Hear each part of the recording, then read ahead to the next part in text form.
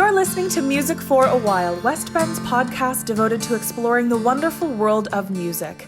This podcast began in March of this year, at the beginning of the pandemic, with in-depth and fresh looks at music history, and has evolved into a vehicle through which the artists performing in West Bend's digital Concerts at the Barn series can respond to the pandemic's effect on their life as artists. Would you like to support the podcast? A quick and free way to show your support is to leave a review on iTunes or to share this podcast with fellow music enthusiasts. Follow or subscribe wherever you are listening to join our West Bend community.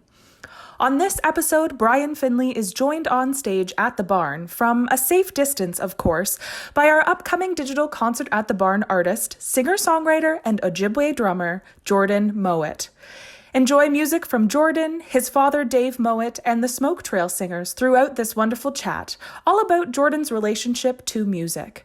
Tune in to YouTube or our digital venue, www.westbenddigitalvenue.ca, on November 21st at 7 o'clock to enjoy the premiere of Jordan's digital concert. This episode is made possible through the support of our episode sponsor, Bennett's Home Furnishings, and our Galaxy sponsor, Finley and Associates. Be sure to visit westbend.ca/sponsors to learn all about our other community partners. On this episode, the beginning is a sneak peek of Jordan's upcoming digital concert at the Barn. Enjoy. Hello folks, my name is Jordan Mowat. I'd just like to give a big thank you to West Bend Theatre and for giving me this opportunity to come in and share some songs for everybody. And this first song here is called "To Start Over."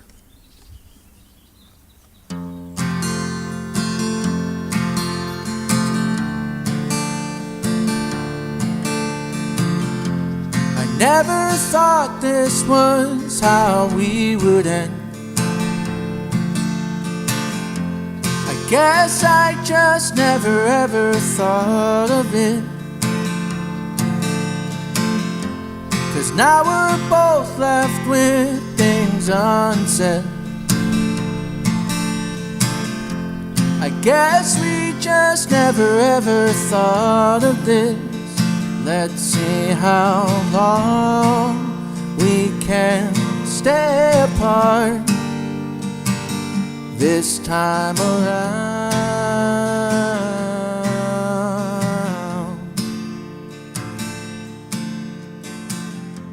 I never thought Jordan Mowat and I are sitting in the barn, and Jordan's just performed a beautiful afternoon of music here that's going to be on digital Concerts at the Barn. Jordan, welcome. Thank you for having me. It's always a pleasure being here. It's just beautiful hearing your voice fill this barn again. Thank What's it you. like to be back at the barn? Oh man, it's honestly, I remember coming here as a kid, and I think my very first experience here was, I believe you guys did Cinderella, and I want to say maybe 2002. Yeah, it was somewhere back there. Somewhere That's back true. there, Yeah. and I always loved this place, and the very first time I got to perform here, for the, I believe it was the Canada Celebration Day. Canada Yeah. Celebration. Yeah, you and your dad were here. It was fantastic. And it just feels awesome every chance, every opportunity you guys give me. I'm really thankful Well, for it's so great to have you here. But those particular times when you were here, especially when you performed, the place was packed with people. Yeah. So a little different today. Oh yeah. A little different, but just as beautiful. Yeah, well, I was going to ask you, what do you feel like? What's it feel like performing in a place without people in it? I don't want to say that I'm used to it, but I've had my fair share of of Quieter gigs? Yeah, playing in front of an empty room, if you want to say it like that. But for this occasion especially, this one's acceptable because there's not much we can do about it. But even if there was just 15 people here, just the fact that I was able to play at the barn is something that I'll be able to have under my belt. And Well, I tell you, people peck away at me to get you to come here. So so we'll have you back when people can come and hear you too. We're really looking forward to that. yeah. You're a fascinating musician. How do you describe yourself as a musician?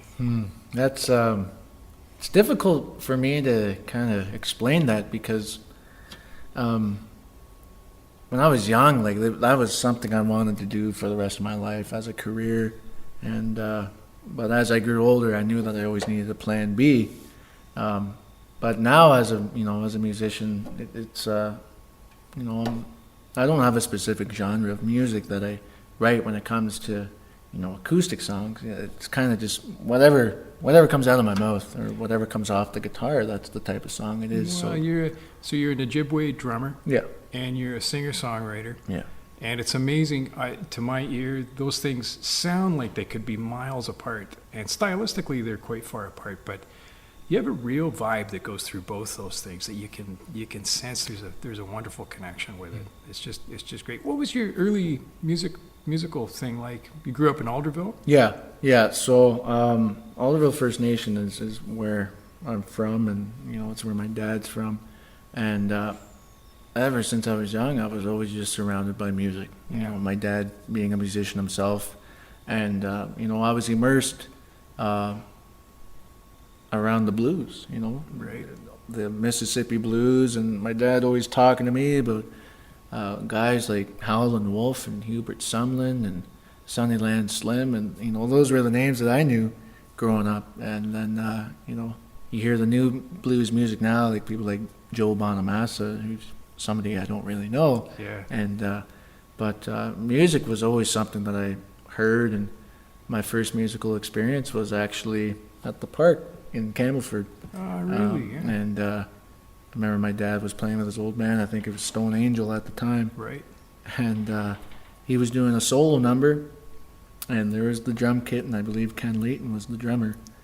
And I was slowly making my way to the drum kit, and I must have been maybe 6 years old. This is 20 years ago, or almost 20 years ago. And they encouraged me to get on the kit, and there I was playing the drums with my dad. And ever since that time, that's what sparked my interest.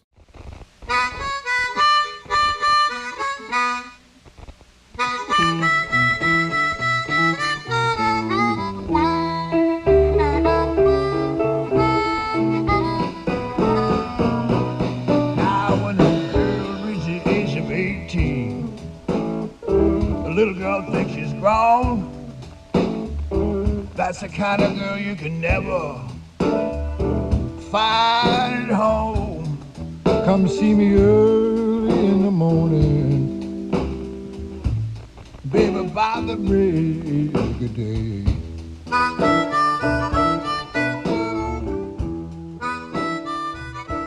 Were you part of the drum circle too at the Smoke Trail Singers? Yes. So they were my mentors, Bruce Smoke, and I was first introduced to them when I was, I want to say, 12 years old.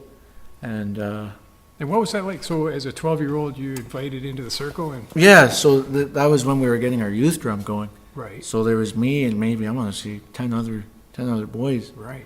And we started out as a big group, and I didn't sing at first, but I was doing the beat because I was a drummer by then, playing the drum kit, so I always had rhythm.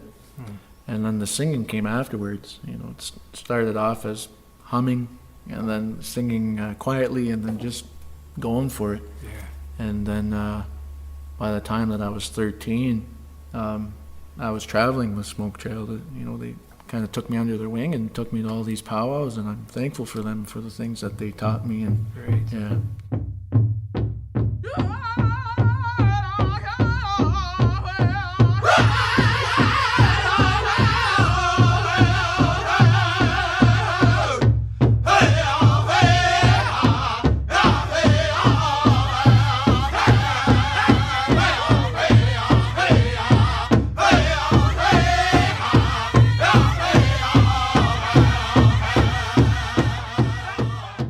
Still do a lot of powwow. I do, performing? Yeah. Every summer, Right. except for this summer, obviously. But Right. ever since then, I've been on the Powwow Trail, Yeah. and that's almost 14 years now, I guess. Yeah. And been to the coolest places now.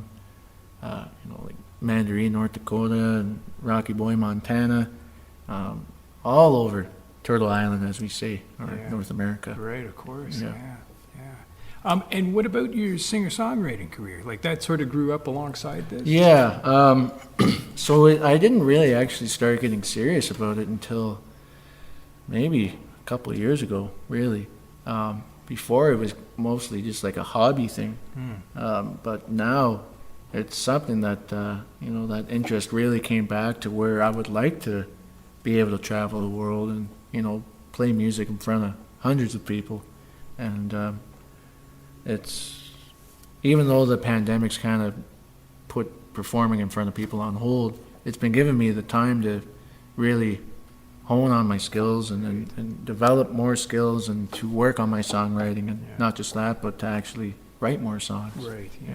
Do you find your culture influences your singer-songwriting?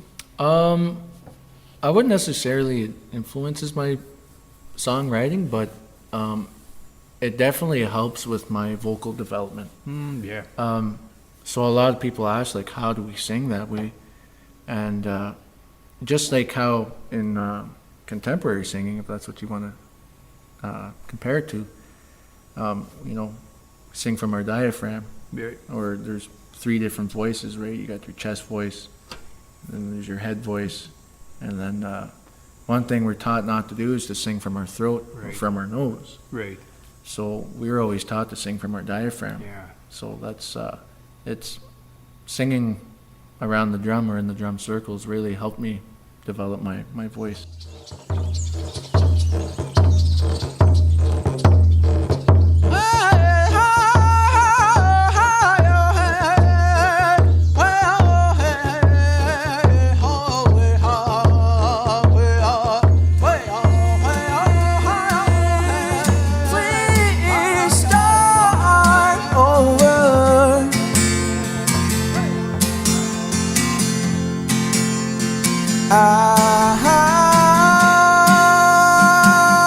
I never meant to break your heart.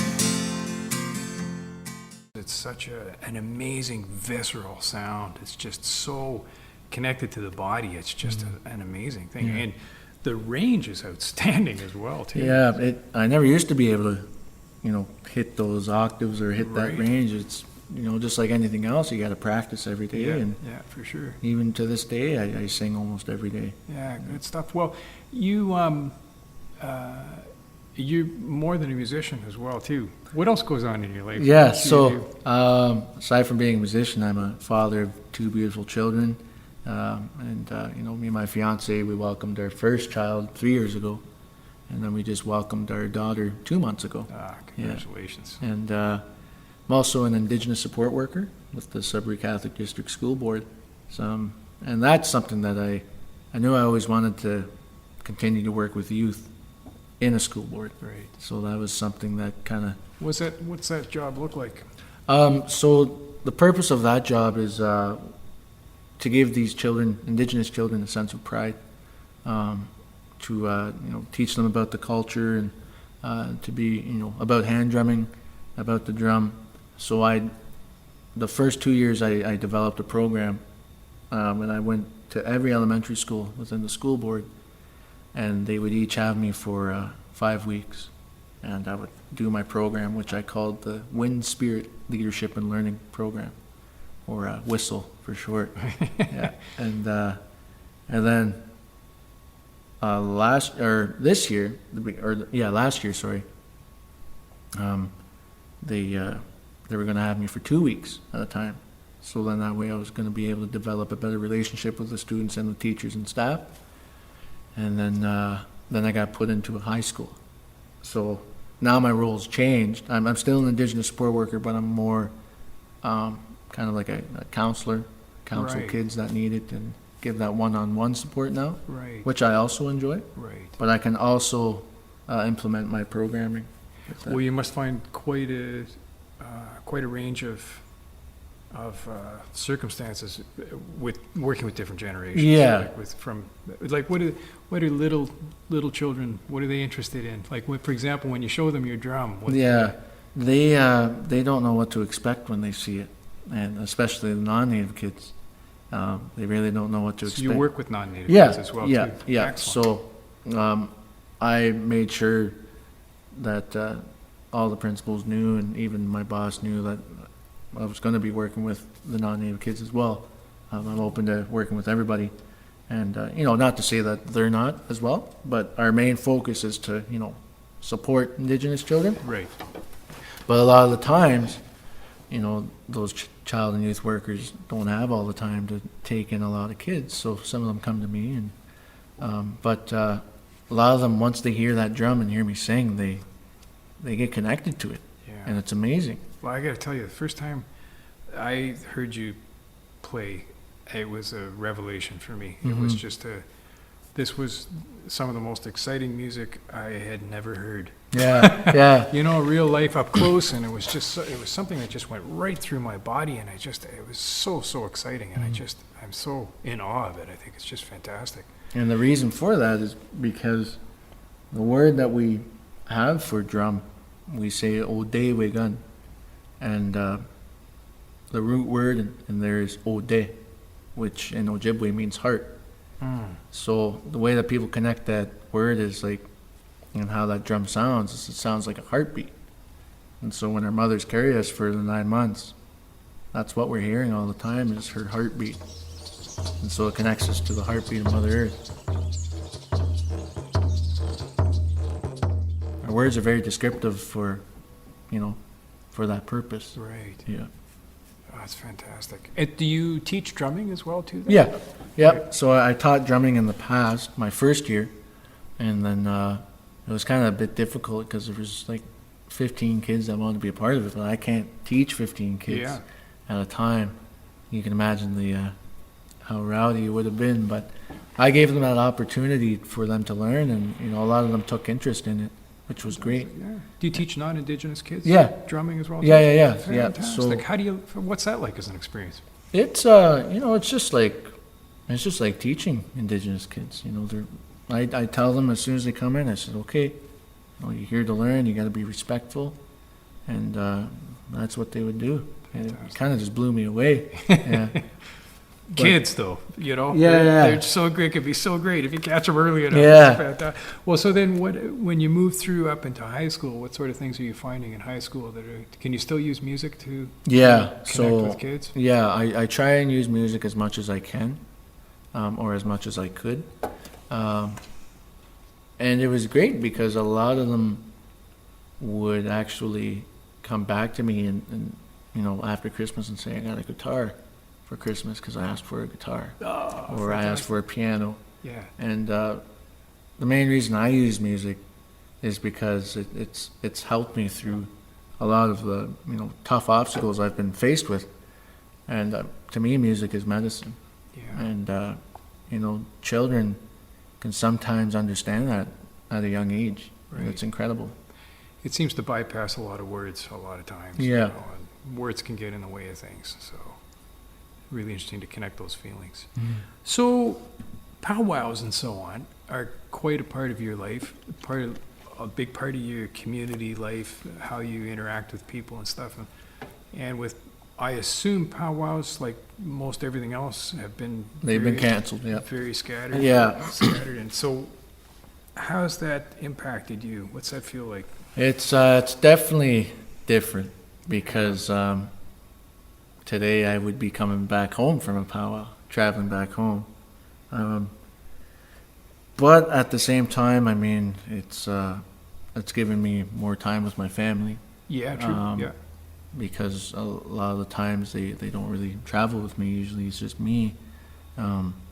But same with like saving on money too, because it can be quite expensive. But what do you miss about it? Just the intensity, the fire that it ignites inside of you, and being able to see the other singers that I call brothers, and other dancers that I call brothers or sisters, and I guess just the good feelings that it gives you, because powwow for a lot of people helps with their mental health. Sometimes they need to hear that drum, and sometimes they need to dance to heal. Yeah. So, there's a lot of people who are going to be struggling with that, which worries me.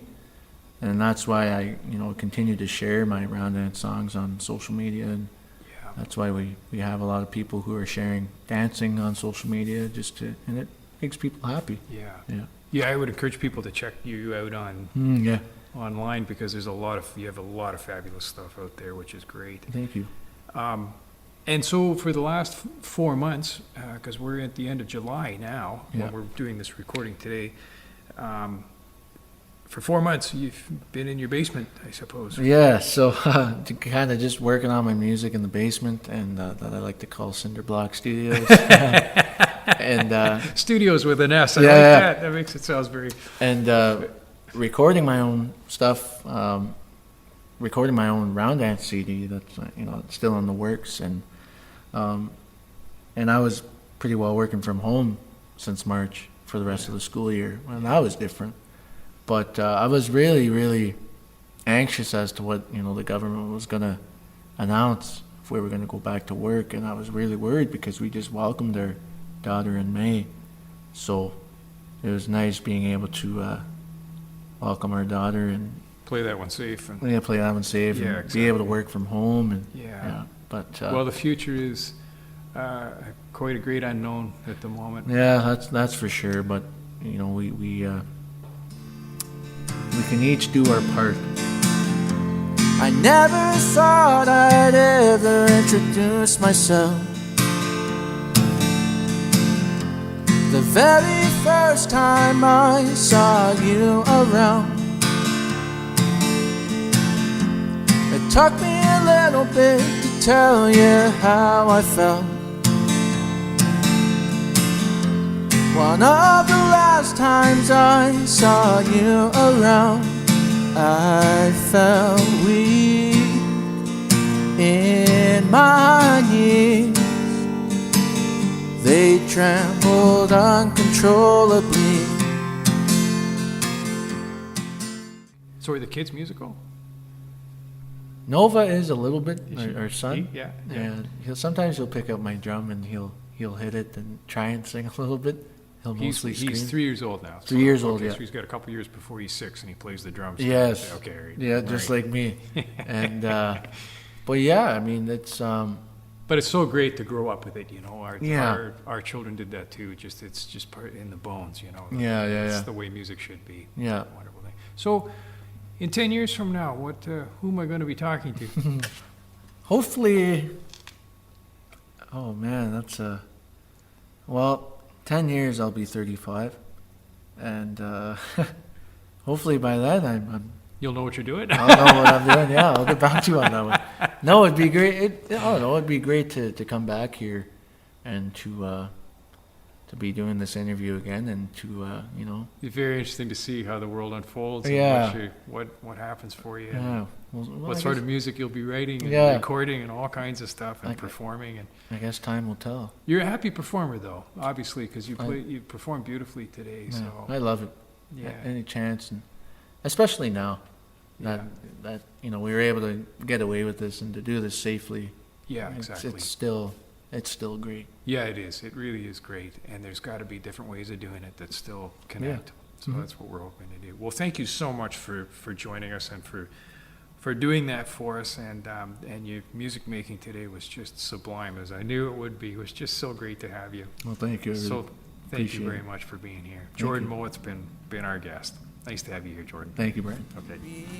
Because I'm starting to feel like I'm slowly breaking down.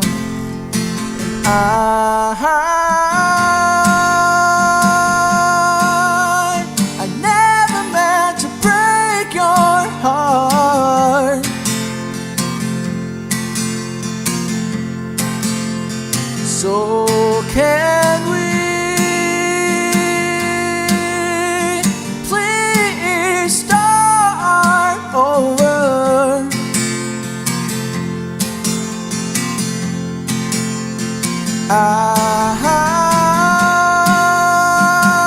I never meant to break your heart.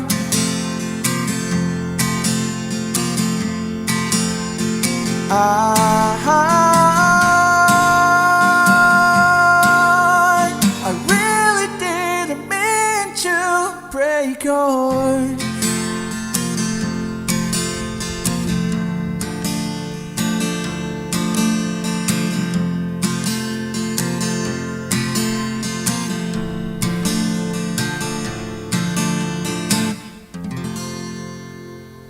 Thank you so much for listening to this episode of the podcast. A reminder that this is episode 13 of the West Bend podcast. So if you enjoyed what you heard today, feel free to jump back into episode 1 and listen all the way through. The podcast can be found on YouTube and anywhere you listen to podcasts. Thank you also to Dave Mowat, Jordan Mowat, Bruce Smoke, and the Smoke Trail Singers for all of the music you heard in this episode. Thank you also to Brian Finley and Jordan Mowat for that wonderful conversation. This episode is sponsored by Bennett's Furniture and Mattresses, as well as our Galaxy sponsors, Finley and Associates. If you enjoyed what you heard here today, stay connected with West Bend.